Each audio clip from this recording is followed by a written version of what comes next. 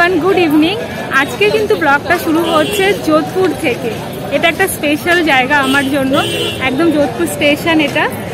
আর এই মাত্র জাস্ট পৌঁছলাম, এখন বাজছে কিন্তু সন্ধে 7:30। কিন্তু দেখো কেমন লাইট বাইরেটাতে। আর এখান থেকে আজকে রাতটা কাটিয়ে আমরা কালকে সারাদিন ঘুরে নেক্সট দিন বেরোবো।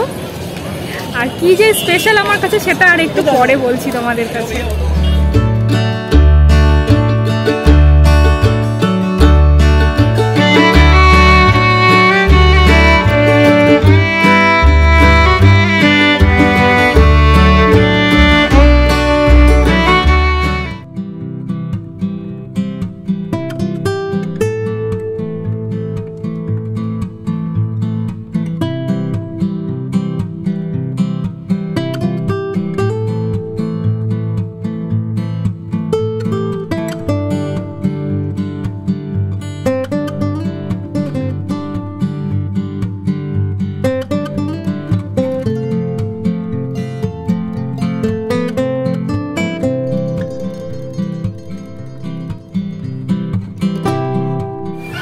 যোধপুরে এসে বেরিয়ে গেছি শপিং এর জন্য। চলে এসেছি একটা নাকোড়া শাড়ি হাউসে।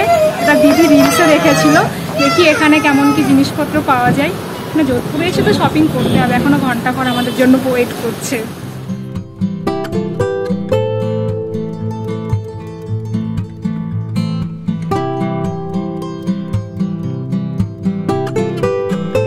শপিং আমরা এত লেটে বেরিয়েছি যে 9টা বেজে গেছে। তারপরে এক এক করে দোকান সব বন্ধ করছে, সেই জন্য চলে এসেছি। আর তেমন বাদনিও তেমন পছন্দ হয়নি, তাই ভাবছি একেবারে ঘন্টাঘর থেকেই দেখবো। মাও বলে দিয়েছিল ঘন্টাঘরেই ভালো হয়, তো ওদেরকে বলবো আমার স্পেশাল ব্যাপারটা।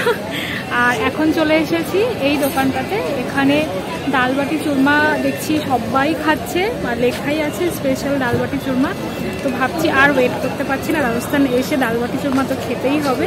তাই অর্ডার দিচ্ছি, প্যাক করে নিয়ে যাচ্ছি, একেবারে রুমে গিয়ে খাবো। যোধপুরটা আমার কাছে এই জন্য স্পেশাল, কারণ এটা হচ্ছে আমার বার্থ প্লেস। এখানে আমি 27 বছর পরে আবার আসছি।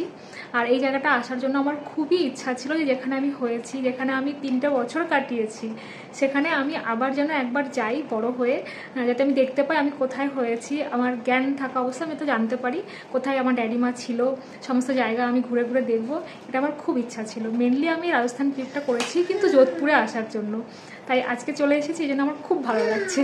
এখন বারে বারে আমি বাড়িতে ফোন করছি, দেখাচ্ছি, দেখো তোমাদের মনে আছে এই জায়গাটা, স্টেশনটা এরকম। খুব আনন্দ হচ্ছে, খুব ভালো লাগছে এখানে এসে।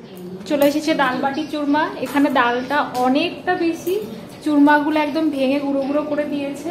আর সাথে আছে একটা চাটনি আর স্যালাড। এটাই হচ্ছে চুরমাটা অর্ডার করিনি, চুরমাটা নিয়ে ওটাকে লাড্ডু বললো। এটা অ্যাকচুয়ালি ডাল আর বাটি। তবে প্লেট নিতে বলেছিলাম, কিন্তু প্লেটটা আমরা ভুলে গেছি, সাথে শুধুমাত্র বাটিগুলো দিয়েছে। এর মধ্যে এই বাটিগুলোর সাথে ডাল দিয়ে খেতে হবে। এটা কিছুই না, এটা আর কি ওই আটা দিয়েই তৈরি, গমের আটা দিয়ে। রুটির মতনই হয়তো খেতে লাগবে, তো খেলে বুঝতে পারবো। ফার্স্ট টাইম ট্রাই করছি। ডালবাটি চুরমা খেয়ে আমার তো খুব ভালো লাগলো, খুব মানে মোটামুটি, কারণ কোনো স্পাইসি নেই, তেমন মশলা নেই, এই জন্য এটা খুব ভালো খাবার। এমনিতে খুবই পেট ভরা খাবার। মাম্মামও খেয়েছে বাটিগুলো, ওকে ডালটা খাওয়াইনি। আর তোমার কেমন লেগেছে বলো? ডালবাটি চুরমা প্রথমবার খেলাম, বাকি তো দেখতেই পেলাম না, সব গুঁড়ো গুঁড়ো করে দিয়েছিল। কিভাবে খেতে খাবো তো জানি না, আবার স্যামে গিয়ে খাবো। স্যামে গিয়ে খাবে? হ্যাঁ, ওখানে তো স্যামে গিয়ে ডিনারে দেবে বোধহয়। রাজস্থানী খাবার খাওয়া হয়ে গেল আমাদের, খুব ভালো লাগলো। আর আজকের এই ব্লগটা এখানে শেষ করছি। তোমাদের কেমন লাগলো এই ছোট্ট ব্লগটা অবশ্যই কিন্তু কমেন্টে জানিও। ভালো লাগলে লাইক করো, শেয়ার করো, চ্যানেলটিকে সাবস্ক্রাইব করো। দেখা হচ্ছে নতুন একটি ব্লগে, তখন টেক কেয়ার, বাই বাই।